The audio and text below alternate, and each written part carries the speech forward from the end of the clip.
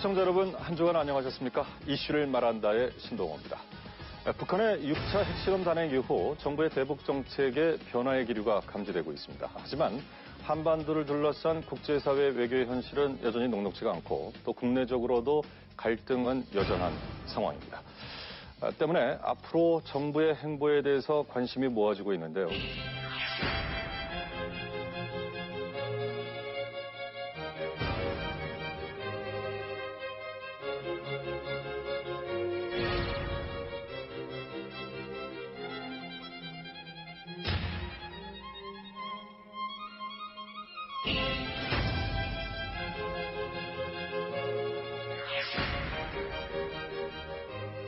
Мы не признаем ядерный статус Северной Кореи.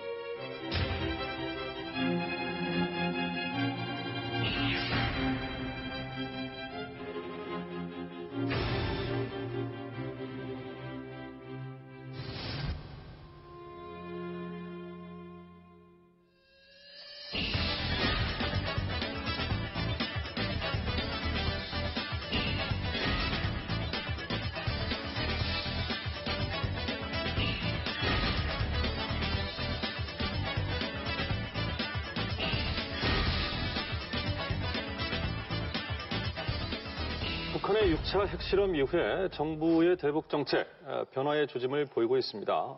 첫 번째 신호가 역시 사드 배치가 아닌가 싶은데요. 4기를 추가 배치함으로써 이제 1개 포대의 배치가 완료됐습니다. 문제는 야당에서는 이 사드 배치와 관련된 정부 여당의 오락가락 행보를 비판하고 있는데 그 가운데 이제 핵심적인 논란이 여러 개 있습니다만 임시 배치 관련 부분도 상당히 좀 지적을 하고 있는 것 같죠? 그렇죠. 이제 문재인 대통령을 중심에 놓고 사드를 얘기하면 뭐 일단 사드 잔혹사다라고 얘기할 수밖에 없습니다. 후보 시절 그다음에 대통령 당선된 이후에 문 대통령이 사드에 대한 입장들이 굉장히 좀 오락가락했죠, 사실은.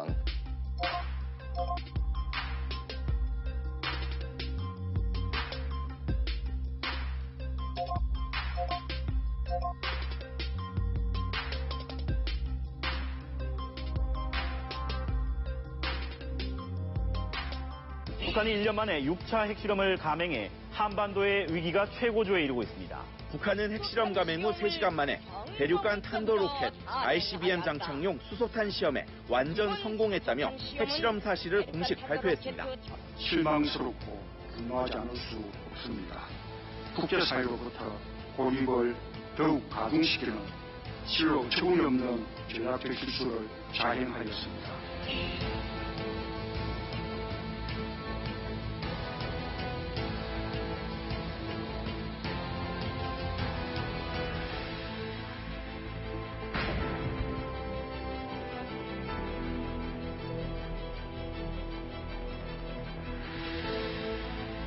이번 사드 배치는 임시 배치이며 향후 일반 환경영향 평가를 철저히 거친 후에 신중하게 최종 배치를 결정해 나갈 것입니다.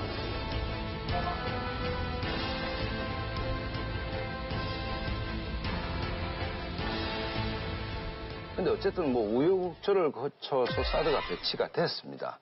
됐는데 여당의 원내대표, 원식 대표 얘기는 이걸 임시 배치라고 규정을 했습니다.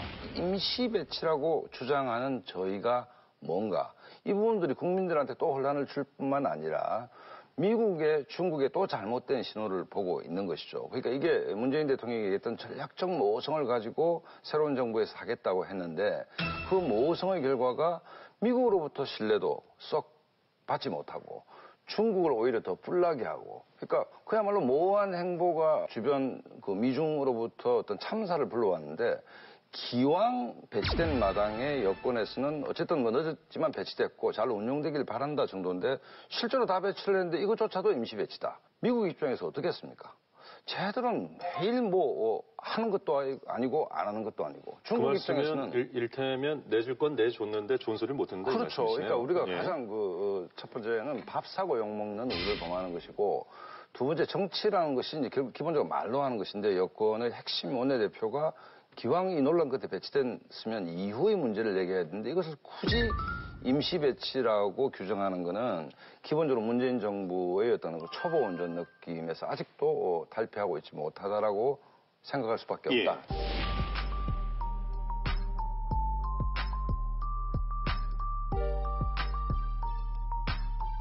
일단 이제 좀 공색한 면이 있죠. 큰 방향 전환이니까. 그런데 저는 뭐 이해할 수 있다고 생각해요. 지금 워낙에 상황이 급박하고 그리고 문 대통령이 대선 기간에 몇 번이고 명시적으로 말한 적이 있었는데 대선 기간에도 조금 뭐 입장이 어중간하다 이런 비판을 들었지 않습니까? 그때 했던 이야기들이 북한이 육자 핵실험을 하고 중국이 북한에 영향을 미칠 수가 없다면 사드도 배치할 수밖에 없다. 예. 그렇게 이제 말한 바가 있어요. 핵 도발을 계속해 나간다면 그때는 사드 배치가 불가피할 수 있습니다. 이제 그대로 가는 것이고 저는 이렇게 봅니다. 좀 크게 봤을 때 최종적으로는 북한하고 이제 대화 국면이 한번 열릴 거라고 봐요. 그 대화가 이게 잘 될지 안 될지 모르겠지만은 그럼 그 국면으로 들어갈 때 우리가 공세적인 입장에서 들어가느냐 수세적인 입장에서 들어가느냐는 매우 차이가 있거든요. 그렇기 때문에 지금은 공세를 펼칠 때다. 사드 배치도 그 연장선에서 봐야 될 것 같고 임시 배치 문제에 대해서 이런 게 있지 않은가 싶습니다. 어찌됐건 형식적으로 환경영향평가를 하겠다고 한 게 있기 때문에 그것은 이제 정부 여당의 입장에서는 규정 따라 움직이는 거지 않습니까? 그 규정을 뭐 대통령 말 한마디 한다고 없앨 수는 없으니까 조금 궁색한 고육책이지만은 임시 배치라는 이제 간판을 붙여놓는 것은 그 이유 때문이 아닌가 싶어요. 예.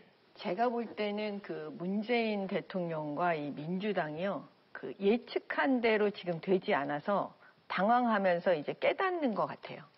문재인 대통령과 민주당은 정권을 잡으면, 그 다음에 대화를 하자고 얘기를 하면 북한에서 문재인 정부를 봐줄 줄 알았어요. 대화도 해주고 뭔가 이렇게 해줄 줄 알았을 거예요. 근데 지금 북한이 문재인 정부를 어떻게 여기냐면 북한의 김정은의 머릿속 생각은 이러인 것 같아요. 뭐냐면 그냥 너네는 조용히 있어. 그냥 가만히 있어. 내가 알아서 미국하고 다 할게. 이런 생각을 지금 북한의 김정은은 하고 있는 거예요. 그런데 지금 뭐냐면 외교 관계가 녹록지가 않잖아요. 미국은 지금 코리아 패싱하고 있어요. 문재인 정부를 패싱하고 있어요. 그다음에 일본은 지금 미국하고 딱 달라붙어 있어요. 그다음에 중국은 어떻게 하고 있어요? 콧방귀도 안 끼고 있어요. 문재인 대통령에 대해서. 러시아 뻔하잖아요. 그럼 이런 구도하에서 문재인 대통령은 점점 혼자 있게 되는 거예요. 우리는 진짜 완전히 따로 놀고 있는 거예요. 그랬을 때 당황하기 시작하는 거예요. 아, 이거 아니구나. 나 계속 이러다 혼자 있겠구나. 그러면 우리 국민들이 결국엔 나중에 알아버리잖아요. 그러니까 지금 이 타이밍에서 그래도 우방인 미국 옆에 있어야 되는 게 아니냐. 그래야 내 목소리를 좀 내줘야 되는 거 아니냐. 내줄 수 있는 게 아니냐. 예. 그래서 저는 사드에 대해서 이렇게 배치하고 더 강압적으로 나가는 듯한, 미국 편을 드는 듯한 지금 이런 행보를 보이고 있는 거지 이게 오락가락이 아니라는 거예요. 두 분이 똑같이 고육지책이라는 표현을 쓰셨습니다만 내용은 좀 차이가 있는 것 같고요. 예. 저는 이 사드 배치가 이제 문재인 정부가 가지고 있는 딜레마를 정확하게 보여준다고 생각이 들고요. 이걸 가지고 아마 이 지지자들 그룹들이 분열될 가능성이 커요. 그러니까 이게 이제 어떤 분기점 같다는 생각이 들고 예. 결국 이제 그것도 임시 배치 문제인데요.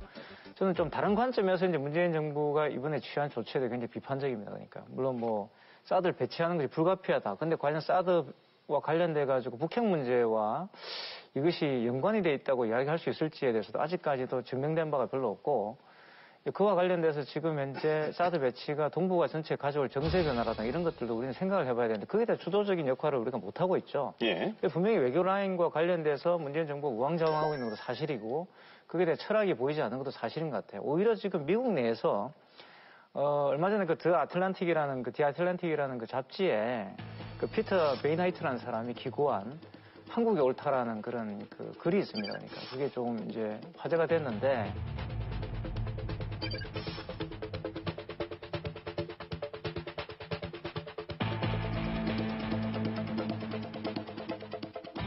트럼프처럼 이렇게 적대적인 행위를 계속 했을 때는 북핵 문제가 해결되지 않을 것이다. 오히려 더 그 테이블 자체를 돌리는, 다시 말해 의제를 완전히 바꾸는 그런 식의 파격적인 제안들이 나와야 된다는 주장이죠. 결론적으로 말한다면. 예. 이제 그게 뭘까에 대해서 생각을 해봐야 되고, 결국 그것은 이제 뭐 여러 가지 저는 그 안이 있다고 봅니다. 근데 거기에 대해서 과연 문재인 정부가 그 대안을 내놓고 있는가? 이건 굉장히 회의적이죠. 6개의 발사대는 국내에 들어와 있었고 2개가 배치돼 있었고 4개는 딴 데로 보관돼 있다는 것은 다 아는 사실인데 이게 보고가 되지 않았다 해서 편집 풍파를 일으켰습니다. 그때 국민들이 아차했던 게 정말 문 대통령이 안보 문제, 사드 문제에 대해서 전혀 논리적으로 아니면 실제로 무지한 게 아닌가라는 걱정이 있었죠. 두 번째는 뭔가 하면 순진하다는 것은 코리아 패싱 문제인데 미국의 입장, 중국의 입장에 대해서 우리가 대충 운전대 잡고 북한을 대화 테이블로 끌어당기면 북한이 적당히 나올 것이고 김정은하고 정상회담에서 적당히 넘어가면 미국과 중국도 따라올 것이고 그러면 대충 해결할 수 있지 않겠나는 아주 나이브한 생각들에 기초해 있었다. 그래서 제가 우려하는 것은 어쨌든 우리 안보를 책임지고 군 통수권자인 문재인 대통령과 문재인 정부의 안보 책임자들이 북핵 문제에 대해서 안보 문제에 대해서 순진하거나 무지하거나 지금까지 보여준 모습을 본다면 이 둘 중에 하나일 가능성이 되게 높다. 전략적 기조가 일관되지 않다라는 이유를 이제 두 가지로 분석을 해주셨는데요. 예. 박 소장님 말씀하신 대로 문정부에서는 초기에는 우리가 이렇게 제안을 하면 북측에서도 뭔가 이제 올 것이다. 그런 기대가 있었겠죠. 반도의 긴장과 대치 국면을 전환시킬 계기가 된다면 북한의 김정은 위원장과 만날 용의가 있습니다. 제재를 위한 제재로 끝나서는 안 될 것입니다. 베를린 부산 정신에 입각한 끊임없는 대화 노력 역시 병행되어야 기대 내지는 플랜이 있었는데 그게 안 된 거 아닙니까? 그러면은 즉각적으로 플랜 B로 돌아서는 게 맞는 거고 저는 큰 방향에서 보면은 잘하고 있고 또 지금 야군에서 주장하는 대로 가고 있는 거 아니겠습니까? 그럼 그쪽 큰 방향에는 이제 맞는 거예요. 그럼 우리가 작은 부분에 대해서 성찰하고 고칠 것들에 대해서는 이야기하지만은 이 큰 방향에 대해서 말하자면 지금까지 야당이나 보수층에서 하자는 대로 이제는 가고 있는데 그러면 이제 힘을 실어줘야지. 아니 왜 너 진작에 하지? 왜 그랬냐? 내지는 원래 안 그런다 그랬잖아. 계속 그렇게 가라고 하는 것은 이거는 뭐 별로 적절하지 근데 못하다는 이제 이런 중요한 그 외교 안보 문제, 특히 이제 외교적으로는 중국과의 마찰이 상당히 좀 경제적인 부분까지 해서 심각하고요. 또 미국과의 관계에서도 좀 불협화음이 나오고 있는 문제였는데 과거 그런 문제를 제기하면서 당시 야당 의원들, 지금 이제 여당 의원들이 상당히 반발을 했었습니다. 두 가지 이유였던 것 같아요, 역시. 사드의 효용 문제 하나하고 이게 이제 외교적인 측면에서 어떤 불협화음이 있는가. 그렇다면 효용과 외교적인 문제가 완전히 바뀐 것인가. 여전한 상황에서 입장만 바뀐 것인가. 사실 강력하게 반대했던 현 여당 의원들은 왜 지금 침묵하고 있는가. 이제 이 부분에 대한 논란도 있는 게 사실이어서요. 어떻게 봐야 될까요? 제가 최근에 동영상 한 편을 봤어요. 근데 정말 그걸 보고 야, 대한민국의 정치인들 정말 이래도 되나? 라는 그런 참담함이 느껴지는 거였는데 그게 뭐냐면 그 더 민주당 의원들이 형형색색의 이 가발을 머리에 쓰고요. 그 노래를 하는 거예요. 그게 일명 사드 괴담송이라 그래가지고요. 그 인순이 씨의 노래 밤이면 밤마다를 개사해서 외로운 밤이면 밤마다 사드의 전자파는 싫어. 강력한 전자파 밑에서 내 몸이 튀겨질 것 같아 싫어. 그 다음에 뭐 이런 노래를 지금 계속 부르고 막 신나게 왔다 갔다 하는 그런 장면들의 동영상이 있었어요. 근데 그때 무슨 생각이 들었냐면 이 더불어민주당이 아니고 민주당은 괴담민주당으로 바꿔야 되지 않을까라는 생각이 든 거예요. 진짜 농담이 아니고. 왜냐하면 쇠고기 기억나세요? 쇠고기 파동? 그때 얼마나 수많은 괴담들을 일반인이 한 게 아니고 정치인들이 막 쏟아냈어요, 민주당이. 그런데 지금 또 사드에 대해서 또 이렇게 괴담을 막 하잖아요. 그리고 나서 지금에 와서 아무도 또 얘기 안 해요. 이게 잘못됐는데도 책임도 안 지고 사과도 안 하고 반성도 안 해요. 그냥 아니면 말고지 뭐 이런 식으로. 그런 그 더민주당 의원들이 그렇게 이제 사드 문제와 관련돼서 퍼포먼스를 한 거는 약간 좀 오버다. 저는 그렇게 생각하고요. 이런 사안들에 대해서는 굉장히 냉정하게 정치인답게 좀 접근을 해야 되는데 약간 뭐 엔터테이너 같은 그런 느낌을 줬지 않습니까 그때? 저는 그에 대해서 지종일관 비판을 해왔고 그런 식의 접근들은 오히려 정치인들의 위상들을 하락시키고 정치를 뭐 예능으로 만들 수가 있다. 정치를 예능으로 만드실 때는 좋은 점도 있지만 지금 같은 문제가 발생했을 때 국민들로 하여금 어리둥절하게 만드는 그런 사태가 이제 벌어지게 되는 거죠. 그래서 좀 그런 부분들 앞으로 정치인들이 좀 정신을 좀 차려야 된다는 생각이 들고 하지만 저는 이런 생각은 들어요. 그냥 제가 말씀드릴 때 사드 배치와 관련돼서 지금 임시 배치니 뭐니 하고 또 보건 누락과 관련돼서 그때 저는 박 소장님과 약간 다른 의견인데 오히려 문재인 정부가 뭔가를 주도해가는 느낌을 줬다는 거죠. 그러니까 보건 누락 사건 같은 경우도 사실은 굉장히 저는 의도적이었다고 보거든요. 그러면 환경 영향 평가와 관련돼 가지고 그걸 몰랐다. 그리고 그게 대해서 전혀 무지하다 이렇게 말할 수는 없어요. 결국 그게 일하고 있는 분들이 과거 정권에 다 일했던 분들입니다. 그러니까 그래서 그걸 몰랐다는 것은 실질적으로 약간 좀 뭐 여러 가지 어떤 그런 전략적인 그런 스탠스가 있었다는 생각이 들고 대충 세 가지가 논란이 됐는데 이게 실제로 뭐 미사일 방어하는데 실효성이 있냐 뭐 이런 얘기도 있었고 또 하나는 미국이 배치해놓고 비용 청구를 우리 보고 돈 내라는 거 아니냐 뭐 이런 얘기도 있었고 근데 이제 괴담 수준에서 국민들한테 공포감을 주기 좋은 게 실효성이 있냐 뭐 비용을 누가 되냐 이 문제보다는 이 문제도 사실이 아닌 걸로 판명이 났지만 이제 몸에 안 좋다는 얘기 아닙니까?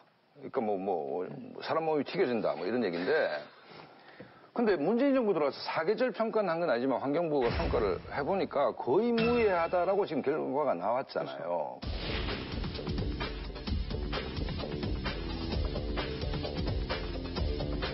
어떤 현안에 대해서 뭐 예를 들어서 굉장히 유명해지고 싶은 욕망이 강해가지고 현안 문제를 굉장히 과대 포장해서 얘기를 해가지고 정치적으로 일시적으로 뭐 포털에 검색 순위 1위로 올라갈 수는 있겠죠. 근데 이 폐해가 너무 큰 게 이 역사가 아까 뭐 FTA 때 뇌송송 구멍탁 아시죠? 미국산 쇠고기를 먹으면 뇌가 송송되고 구멍이 탁 납니다.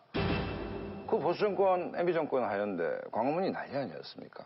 천안함 때도 마찬가지 아닙니까? 과학의 영역을 괴담의 수준으로 전환시켰습니다. 그 얼마나 국론 낭비가 됐습니까? 이번 사드 문제도 환경 문제만 놓고 본다면 평가를 하면 되는 것이죠.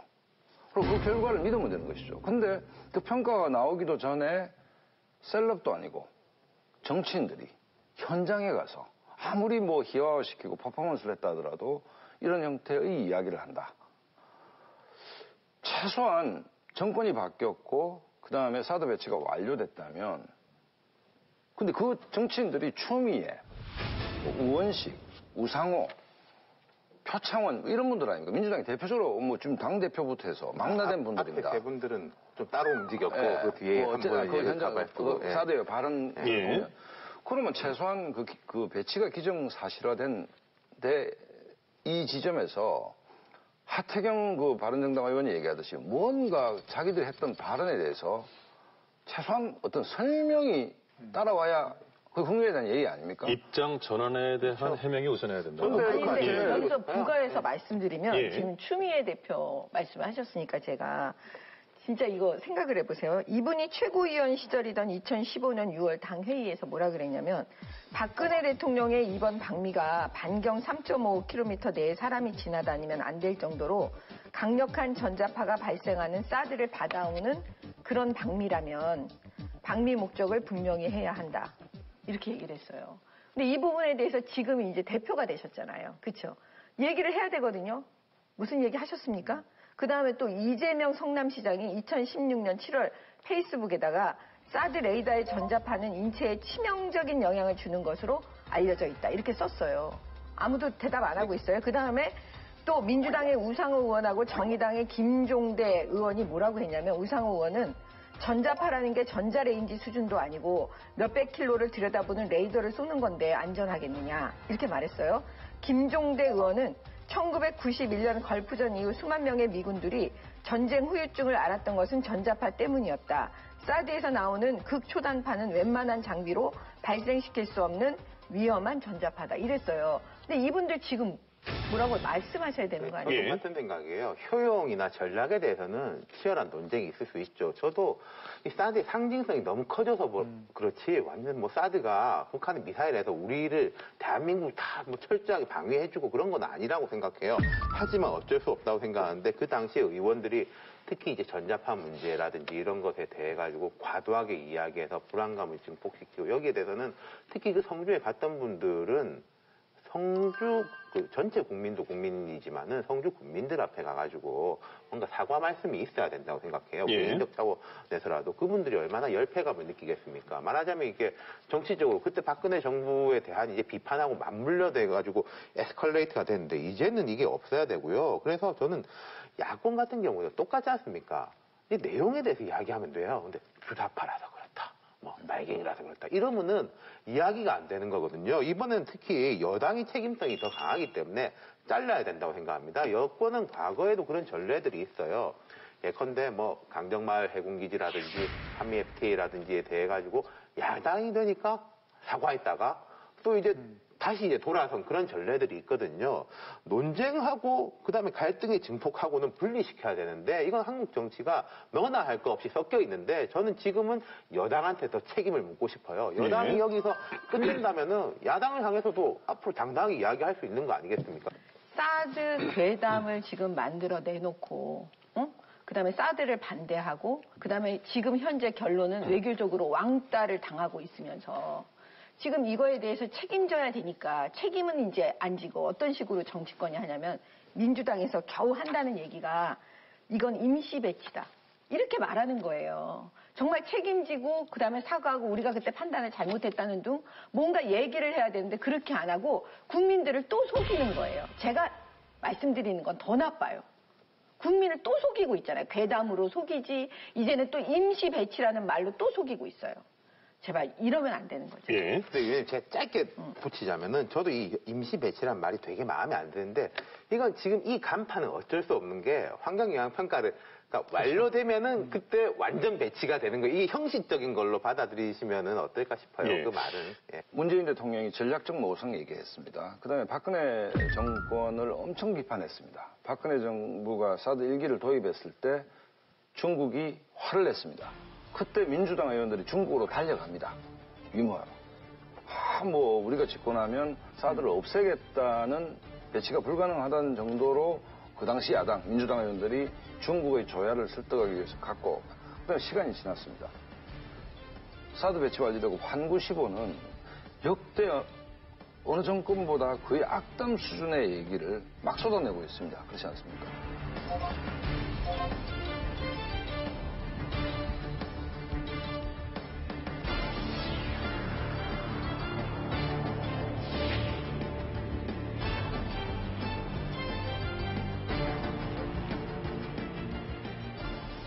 박근혜 정부 때보다 훨씬 더 이해도가 중국이 높아졌느냐? 더 악화된 거 아닙니까? 그러면 미국으로부터는 참 고맙다 소리 아니면 한미동맹을 실현하고자 하는 충실한 의지를 문재인 대통령의 의지로부터 읽었다라는 논평이 나와야 되는데 군데군데 팩트 차이라든지 트럼프 얘기를 들어보면 문재인 대통령이 지나치게 북핵 문제에 순진한 생각을 하고 있는 것 아니냐. 대화 집착증이 있는 것 아니냐는 얘기가 또 나오지 않습니까? 중국 문제는 그렇다 치고. 그러면 사드 문제를 가지고 박근혜 정부를 그렇게 질타했던 문재인 정부가 이걸 한번 당신들이 요리를 한번 해보십시오. 박근혜 정부 때 사드라는 재료를 가지고 음식을 만드니까 도저히 먹을 수 없는 음식이라고 얘기를 했는데 당신들 한번 만들어 보십시오. 아예 먹을 수 없는 음식이 된 게 아닌가 이런 생각이 들거든요. 지금 저희가 문제를 진짜 삼는 거는요. 문재인 대통령과 그다음에 이 민주당 이 분들의 무능력함에 대해서 사실 걱정하는 거예요. 왜냐하면 사드 부분은 사실은 이미 다 앞이 보이는 결론이 나는 문제였거든요. 근데 그것이 아니라고 마치 뭔가 그들은 새로운 해법이 있는 것처럼 국민을 속인 거라니까요. 그러면 여기서 걱정하는 건 뭐냐면 결과적으로 지금에는 야권이 원하는 대로 갔는데 니네 왜 그러냐 이렇게 얘기하면 안 되고 우리가 말은 못하지만 두려워하는 건 과연 이들이 우리를 안전한 곳으로 인도할 수 있을 것이냐 앞으로도. 바로 이 지점을 걱정하는 거예요. 왜? 사드 처리 문제도 지금 뻔한 길을 이렇게 어렵게 이렇게 돌아가고 있는데 그러면 앞으로도 어떻게 할 것이냐. 뻔한 길, 답은 나와 있는데 그 답이 아니라고 하면서 또 우리를 어렵게 해가지고 결국에는 뭐냐. 안보, 불안, 내지는 안보에 대해서 굉장히 만약에 전쟁이라도 나면 어떡할 거예요. 그때 와서 우리 잘못했다? 이렇게 말한들 무슨 소용이 있어요. 바로 이 지점을 걱정하는 거예요. 자. 김대중 대통령이 김정일과 정상회담하고 난 다음에 뭐라고 말씀하셨는지 아세요? 북은 핵을 개발한 적도 없고 핵을 개발할 능력도 없다. 내가 책임진다. 근데 그 와중에 계속 속으로는 지금 북한은 핵을 만들고 있었거든요. 그다음 노무현 대통령 이제 더 나가십니다. 인정해버려요 그냥. 북한의 핵 주장에 일리가 있다. 그리고 우리는 나는 북한 핵을 잘 다룰 수 있다라는 취지로 얘기를 합니다. 근데 바로 그 노무현 대통령 때 북한은 핵실험을 해버려요, 첫 번째. 근데 더 재밌는 건 뭐냐. 노무현 대통령 때 외교부 장관이 뭐라 그러는지 아세요? 북이 미사일 실험용을 쏘니까 인공위성용이라고 이렇게 말을 해버려요. 그래서 제가 지금 말씀드리는 거, 그 다음에 많은 국민들, 보수라고 말씀하시면 뭐 할 수 없지만 보수 쪽 국민들은 진짜 뭘 두려워하냐면 과연 우리를 안전하게 운전 잘해줄 수 있을까? 네. 문재인 대통령 이거 고민하는 거예요. 이게 지난 30년이 북핵에 관해서는 우리의 실패의 역사죠. 근데 이것을 저는 문 대통령하고 이쪽에 다 책임을 씌우는 게 적절한지 모르겠어요. 특히 91년 이제 비핵화 같은 경우에는 아니 무슨 노태우 대통령이 운동권 학생들이 그러라고 해가지고 했겠습니까? 이것은 레이건에서 부시, 아버지 부시로 넘어가는 세계적인 대탕스 냉전이 무너지고 그렇죠. 그다음에 우리나라 같은 경우에 북방 외교로 공세적으로 전환하기 위한 수단이었거든요. 이걸 한 30년 후에 보니까 그때 좀 아쉬웠다 이럴 수는 있겠지만은 저는 노태우 대통령이 그 방향은 옳았다고 생각하고. 아니 근데 그 운동권 학생들이 지금 청와대 안에 다 들어와 있잖아요. 그 얘기를 말씀드리는 거예요. 아니, 노태우 대통령이 잘했다고 하는 게 아니에요. 윤 소장님 말씀을 맞아 김대중 노무현 대통령 워딩만 말씀하셨지만은 제가 이제 청와대 출입 기자도 하고 있는데 이명박 박근혜 대통령 워딩도 그런 식으로 뽑아내면요. 이명박 대통령 비핵 개방 3천 나 이게 잘 살게 해주니까 북한이 이제 올 것이다. 그 됐습니까? 박근혜 대통령 나는 다르다. 뭐 통일 항아리 이제 목함질에 사태로 해가지고 그 우리 김관지 실장하고 황병사하고 이야기했죠. 그리고 중국 가가지고 그 위에 어딥니까 태남먼 위에 올라가가지고 이제 중국은 내가 꽉 잡고 있으니까 중국이 북한 할 거다. 이런 이제 실패가 중첩된 역사들을 가지고 한쪽에다 책임을 돌리면은 저는 이게 해결이 절대 안 된다고 그러니까 생각합니다. 우리 국민들 불쌍한 거죠. 그렇죠. 지도자 복이 너무 없는 예, 거예요. 그럼 이렇게 얘기하면 네. 어떨까요? 어차피 지금 그 전술핵 얘기가 나왔으니까요. 최근에 이 전술핵 얘기가 나오게 된 배경은 6차 핵실험 이전과 이후는 좀 판이 달라졌다라는 인식하에 나온 것 같습니다. 때문에 이제 우리도 전술핵 배치가 필요한 것 아니냐라는 얘기가 나왔는데 송영무 국방장관이 이 전술핵 배치를 놓고는 정부 여당과는 조금 뉘앙스가 다른 발언을 해서 논란이 됐거든요.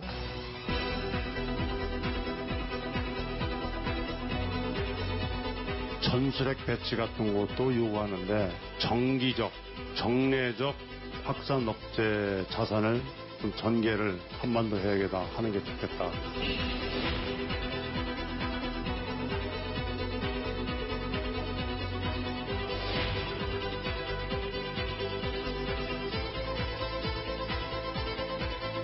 이건 어떻게 읽어야 될 것인가? 일단 전술핵이랄까, 핵 공유랄까, 뭐 이런 것들이 그렇다면 북의 핵 움직임과 관련해서는 플러스 알파의 대안이 될 수 있는 것. 이건 엇갈릴 수밖에 없어요. 왜냐하면은 한 목소리로 낼 수가 없습니다. 이것이야말로 결정되는 순간까지는 모호하게 갈 수밖에 없어요. 제가 아주 비판에 맞지 않지만은 황교안 총리가 총리 시절에 단둥에 갔었어요.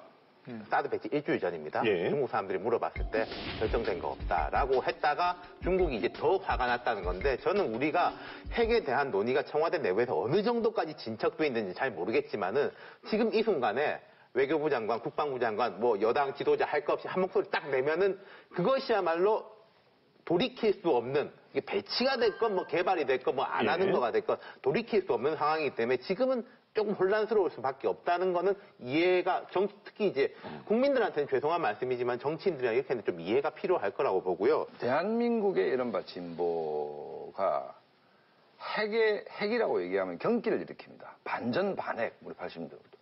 핵은 무조건 안 되는 거라는 확고한 신념 내지 고정관념을 갖고 있습니다. 그게 지금 탈원전 얘기로 이어지고 있는 것이거든요. 사실 원전과 핵은 별 관계가 없을 수도 있는데, 그러니까 핵에 대해서는 굉장한 거부감, 그러니까 그 DNA에 핵 이러면 일단 거부감이 탁 나오도록 그 체질이 해야 된 측면이 있습니다.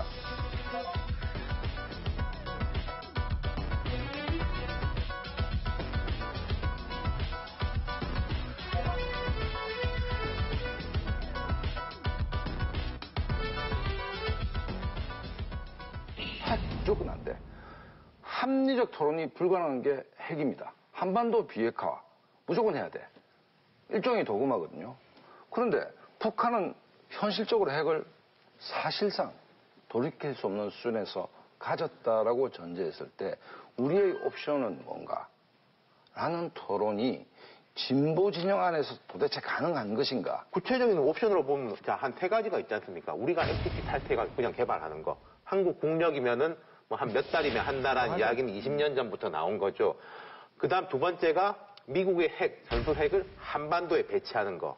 그리고 세 번째가 이제 지금 같은 거 아닙니까? 미국이 뭐 북한에 ICBM을 쏘든지 SABM을 잠수함이 들어가든지 아니면은 죽음의 백조라고 하는 전략 폭격기를 통해서 폭격하지. 이거 지금도 가능한 건데 과거 91년에 비핵화의 논리는 이거였거든요. 언제든지 뭐 30분, 1시간이면은 사실 때릴 수 있기 때문에 굳이 우리 땅에 안 둬도 된다라는 논리의 전략적인 연장은 지금까지 이어지고 있는 겁니다. 그런데 과연 이게 북에 대한 억지가 될 거냐? 그러니까 현실적으로 가능한 옵션이라면은 한국에 대한 뭐 재배치 정도가 아니겠습니까? 저는 반대인데 전 이 이야기 자체가 나오는 거 이제 막을 수 없는 상황에 처해 있고 또 저는 그런 생각도 해요. 이 이야기가 나오는 것이 북한은 물론이고 사실 중국과 러시아에 대한 압박이 될 수도 있다.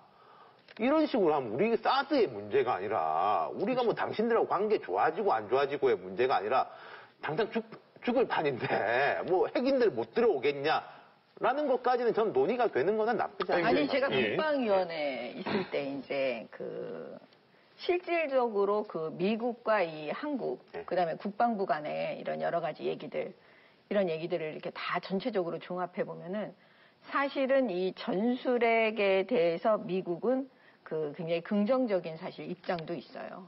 그냥 우리가 생각하는 것처럼 미국은 뭐 절대 전술핵 안 해준다. 이렇지 않습니다, 사실은. 왜냐? 그거는 뭐냐면 미국이 한국과의 지금까지 오랜 우방이라는 거. 그 다음에 일본과의 여러 가지 관계. 이런 동북아시아의 이런 여러 가지 시스템으로 봤을 때 사실 미국은 최악의 경우에는 우리가 전술핵을 다시 배치할 수도 있다라는 옵션을 가지고 있어요. 예, 그게 불가능한 건 아니에요. 근데 지금 제가 미국의 트럼프 대통령이 하는 여러 가지 페이스북에 올리는 거, 그 다음에 여러 가지 이런 대화들, 말들, 이런 걸 종합해 봤을 때 트럼프 대통령은 문재인 대통령을 믿지 않는다니까요. 그들이 한국이 이 미국에 대해서 우방으로 생각하지 않는데 과연 우리는 이 귀찮은 문제를 언제까지 계속 우방 노릇을 해줄 것이냐에 대한 근본적인 질문을 만약에 트럼프 대통령이 한다면 그러면 제가 볼 때는 외교적으로도 중국도 있죠, 러시아도 있죠, 여러 가지 일본도 있죠. 이런 복잡한 구도 속에서 미국이 스스로 전술핵을 여기다가 배치하려고 할까요?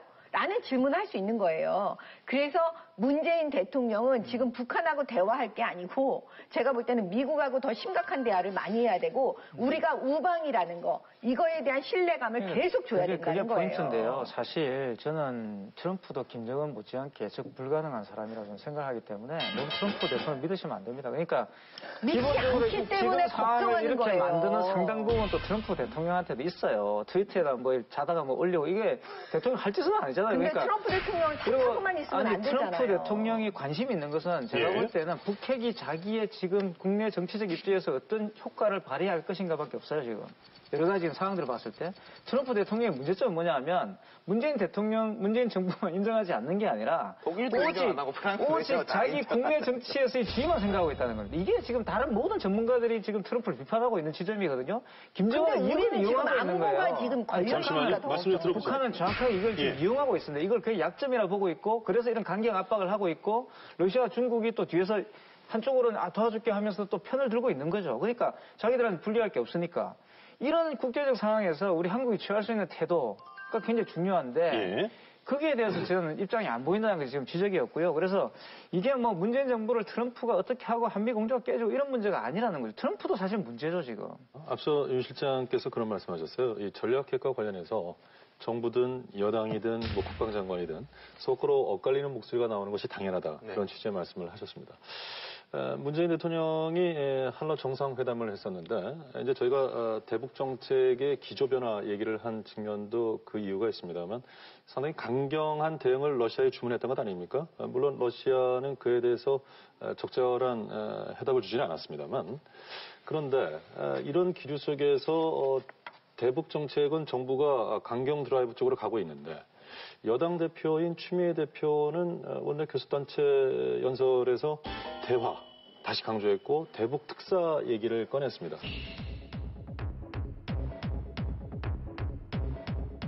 북한의 도발을 멈추게 하고 북한 문제를 본원적으로 해결하기 위한 그런 방안도 함께 모색하기를 희망합니다. 북한과 미국의 동시에 특사를 파견해 북미 남북 간 투트랙 대화를 추진할 것을 강력히 제안드립니다.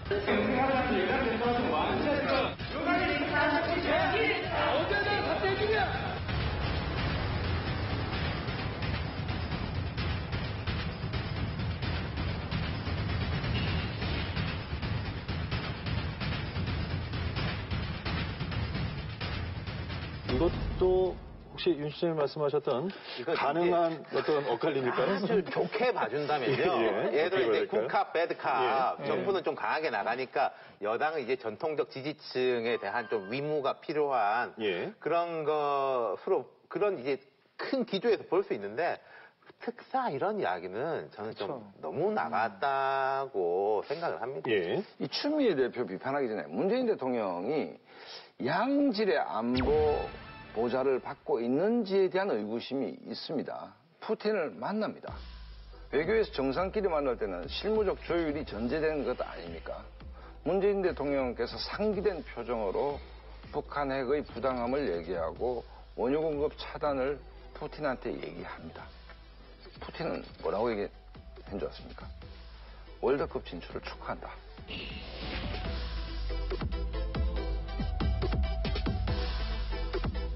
Мы не признаем ядерный статус Северной Кореи.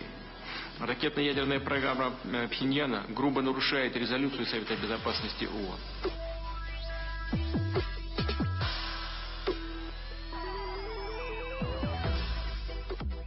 푸틴이 능글능글하게 웃는 모습만 우리 국민들은 봤습니다.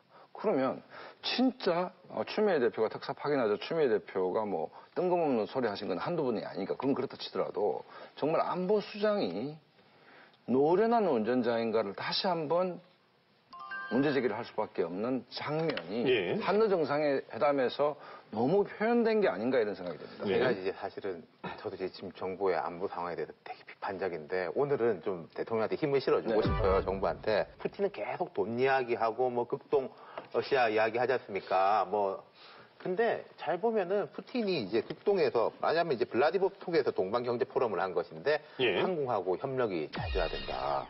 좀 돈 좀 이제 투자해라. 근데 푸틴의 생각을 한번 우리가 잘 보죠.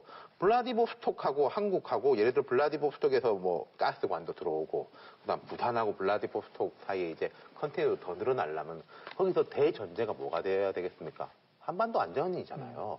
뭐 북한이 뭐 핵 쏘고 이러면은 이게 말이나 되는 소리가 되겠습니까? 그러니까 저는 지금 뭐 문 대통령이 미숙한 점이 분명히 있지만은 푸틴의 이제 약한 고리를 이번에 좀 봤으면 좋겠어요. 그래서 이제 개입의 폭을 이제 늘릴 수 있다고 생각하고. 대북 특사 이 파견하라 이 부분이요. 추미애 대표는 그러니까 제가 지금 이 표현을 지난번에도 썼는데 흘러간 옛 노래를 계속 지금 부르는 거하고 똑같은 거예요.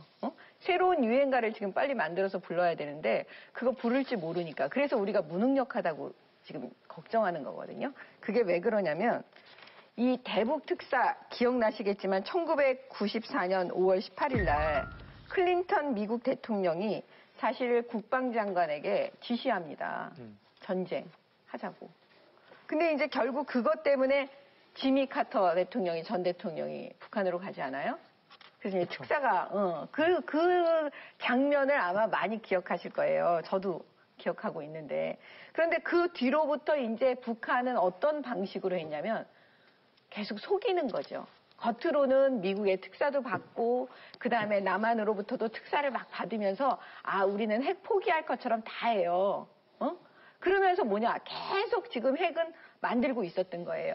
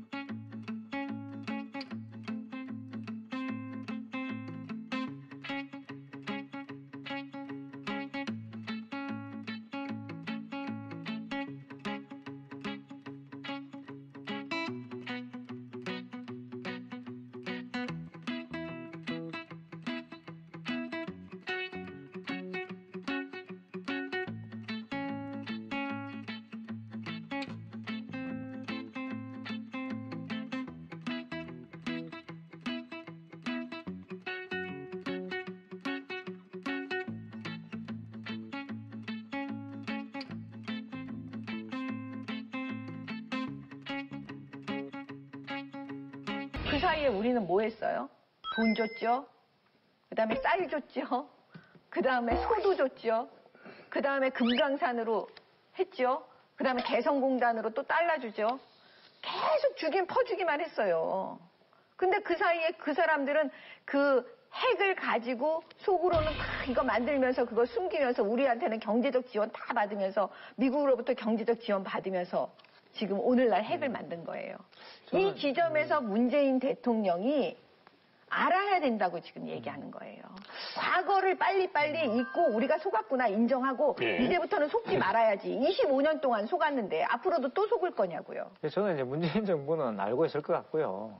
추미애 대표가 이제 뭐 그냥 김대중 정부와 관련되었던 과거의 어떤 그런 전력들이 있기 때문에 저는 습관적으로 그렇게 말을 했다고 저는 말씀하셨던 것처럼 전혀 도움이 안 된다고 봅니다. 예를 들어서 대북 특사를 보내면 북한한테 말리는 거죠, 사실. 지금 상황에서는. 그럼 북한은 뭐라고 그랬습니까? 대북 특사하고 사진 찍고, 자, 남한도 북한 편이다, 이렇게 이야기할 거란 말이죠. 예. 대통령 입장이라고 보면요. 큰 소리 쳐놨는데 못하는 게 많아요. 사드도 그렇죠. 일본하고 위안부 협상도 뭐 어떻게 재협상 한다고 했는데 못하고 있습니다. 왜 그렇게 했습니까? 북한 문제 때문이거든요. 트럼프는 계속 한일 간의 군사적 공조를 강화하라고 이 압박을 넣고 있으니까 이게 새로 뭐 협정을 못할 망정 있는 걸 깨지는 못하고 있는 이 어중간한 상황. 대통령이 아마 답답할 것이고 그리고 조금 더 장기적으로 본다면은 뭐 전술핵 재배치 이런 건 잘 모르겠습니다만 문 대통령이 역사에 전술핵을 재배치한 대통령 이런 거로 정말 남기 싫을 거예요. 그러면은 저는 그 부담은 보수 측에서 그걸 주장을 한다면은 부담을 같이 줘줘야 되는 게 맞는 거예요. 알겠습니다. 예, 네 분과의 말씀은 여기서 정리를 하겠습니다. 오늘도 한 말씀 전해드리면서 인사에 가름하겠습니다. 국제 정치학의 아주 대가로 불리는 분입니다. 존 미어샤이머 시카고대 교수가 이런 말을 했네요. 슬픈 사실은 국제 정치는 항상 냉혹하고 위험하다. 세상을 우리가 원하는 대로가 아니라 있는 그대로 보는 것이 중요하다. 예, 저는 이 말씀을 끝으로 또 다음 주에 뵙겠습니다. 여러분 고맙습니다.